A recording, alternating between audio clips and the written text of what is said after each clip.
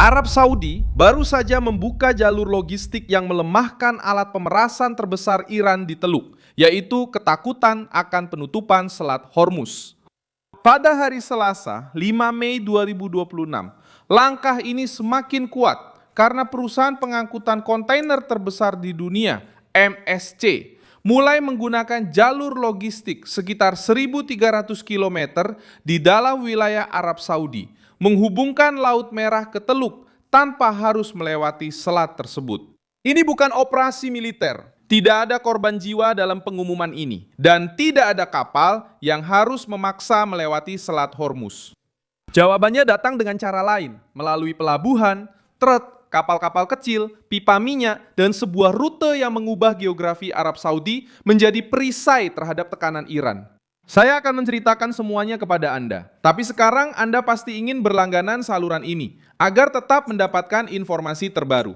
Informasi secara real time, dengan kualitas jurnalistik terbaik yang pernah ada, sesuai standar kredibilitas Milson Alves. Yang disebut jembatan sepanjang 1.300 km, itu bukanlah jembatan fisik di atas laut, melainkan jembatan logistik. Kapal-kapal yang datang dari Eropa tiba di pelabuhan Jeddah dan King Abdullah di Arab Saudi, di Laut Merah.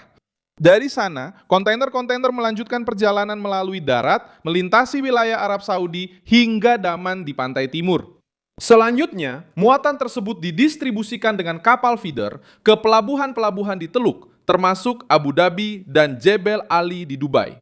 Dalam prakteknya, MSC menggantikan sebagian jalur laut yang berbahaya dengan kombinasi pelabuhan, jalan darat, dan pelabuhan, sehingga mengurangi risiko melewati Selat Hormuz. Riyadh sedang memberitahu pasar bahwa ancaman dari Iran tidak harus menghentikan segalanya. Sementara Teheran mencoba mengubah jalur laut yang sempit menjadi senjata tekanan, Arab Saudi berusaha mengubah wilayahnya menjadi koridor stabilitas. MSC dengan bertaruh pada rute ini, mengirimkan pesan sederhana. Jika Selat Hormuz menjadi jebakan, kargo bisa keluar melalui Laut Merah, melintasi gurun, dan sampai ke Teluk melalui jalur lain. Semakin banyak perusahaan yang menggunakan jalur alternatif ini, semakin kecil kekuatan pemerasan Iran. Serangan logistik ini juga tidak berdiri sendiri. Autoridade Portuária Saudita, Mawon, ditambahkan pula jalur laut baru yang menghubungkan pelabuhan Islam Jeddah ke Kobe, Nagoya dan Yokohama di Jepang, Xiamen, Yangshan dan Nansha di Tiongkok, Rotterdam di Belanda, Hamburg di Jerman, dan Southampton di Inggris. Kapasitas yang diumumkan adalah hingga 3.001 kontainer standar. Detail ini sangat penting. Jeddah tidak lagi hanya menjadi pelabuhan penting di Laut Merah, tetapi juga berfungsi sebagai penghubung antara Asia, Eropa, dan Teluk. Hal yang paling mengganggu bagi Iran adalah kehadiran Tiongkok dalam jaringan ini. Beijing menjaga hubungan strategis dengan Teheran, membeli energi, menegosiasikan pengaruh, dan menggunakan Iran sebagai pion di papan catur melawan Amerika Serikat. Namun, ketika menyangkut kelangsungan perdagangan, Tiongkok tidak bisa menjadi sandera krisis di Selat Hormuz. Pabrik-pabriknya membutuhkan energi, kontainernya harus tetap bergerak. Dengan menerima rute Arab Saudi yang terhubung langsung ke Laut Merah dan Teluk, Beijing menunjukkan bahwa kemitraan dengan Iran ada batasnya ketika risikonya mengancam kepentingan ekonominya sendiri. Jepang juga ikut diperhitungkan dalam hal ini. Industri Jepang bergantung pada aliran energi dan perdagangan yang aman. Arab Saudi memberikan Jepang katup pengaman. Di Eropa, logikanya serupa. Rotterdam, Hamburg, dan Southampton tidak muncul secara kebetulan. Itu adalah pintu masuk bagi industri, retail, bahan bakar, suku cadang, dan barang-barang yang beredar di seluruh benua. Eropa mungkin akan terus tertekan oleh harga energi, tetapi mendapatkan alternatif untuk pengangkutan dan pasokan. Bagi Iran, ini adalah kekalahan senyap, karena ancamannya kehilangan jangkauan ketika jalur-jalur utama mulai lepas dari kendalinya. Lapisan kedua dari perubahan ini adalah pipa minyak timur barat Arab Saudi, yang juga dikenal sebagai Petroline. Pipa ini menghubungkan daerah penghasil minyak di timur Arab Saudi ke pelabuhan Yanbu di Laut Merah. Sistem ini memungkinkan sebagian yang signifikan minyak Arab Saudi diekspor melalui wilayah barat, jauh dari perairan Selat Hormuz. Reuters mencatat bahwa pipa minyak Arab Saudi dilaporkan beroperasi pada kapasitas penuh sebesar 7 juta barel per hari, sementara ekspor melalui Yanbu juga meningkat di tengah krisis di Teluk. Meskipun masih berhati-hati mengenai verifikasi penuh atas angka-angka tersebut, arah strategisnya sudah jelas. Riyadh ingin minyaknya mengalir di bawah gurun ketika laut menjadi ancaman. Kombinasi pelabuhan, jalan, dan pipa minyak ini menciptakan semacam 3 jalur alternatif.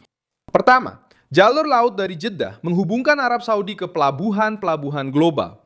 Kedua, jembatan darat MSC menghubungkan Laut Merah ke Teluk tanpa melewati Hormuz.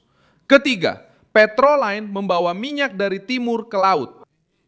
Iran masih bisa mengancam, tapi sekarang tidak lagi mengancam satu sistem saja. Sekarang mereka menghadapi jaringan yang tersebar, redundan, dan lebih sulit untuk dicekik. Dalam logistik, ini sangat menentukan. Siapa yang bergantung pada satu jalur saja, hidup dalam ketakutan. Siapa yang punya alternatif, punya posisi tawar lebih kuat. Tidak berlebihan untuk mengatakan bahwa jembatan logistik ini mengubah pusat tekanan. Sebelumnya, Iran berusaha membuat dunia memandang Hormuz sebagai jalan buntu.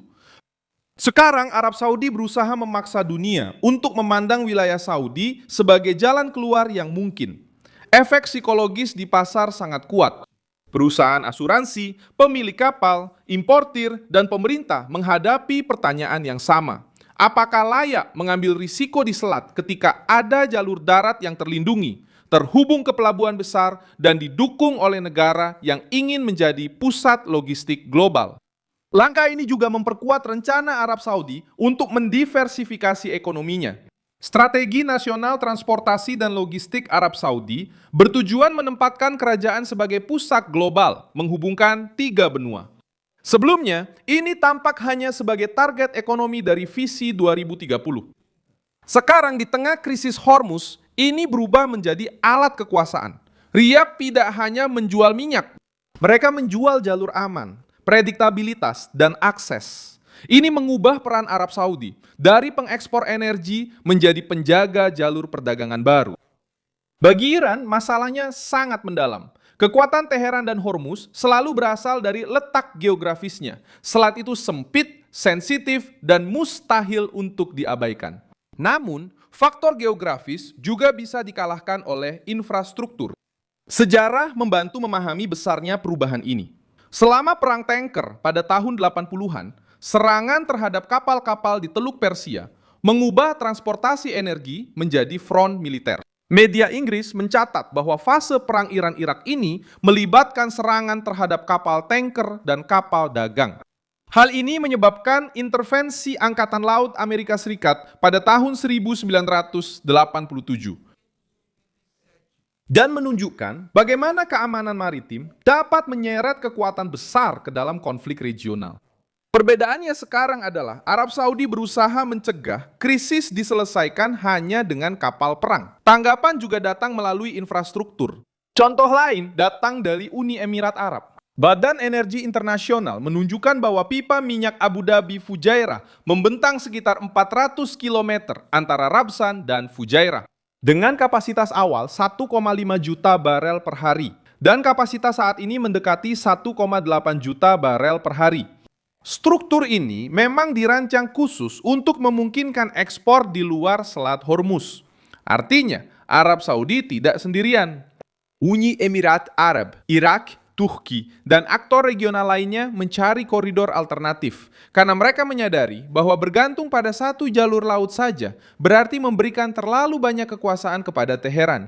Sekarang yang terjadi selanjutnya adalah perluasan dari persaingan diam-diam ini. Jika rute MSC terbukti berjalan secara teratur, perusahaan lain bisa memperkuat atau meniru model tersebut.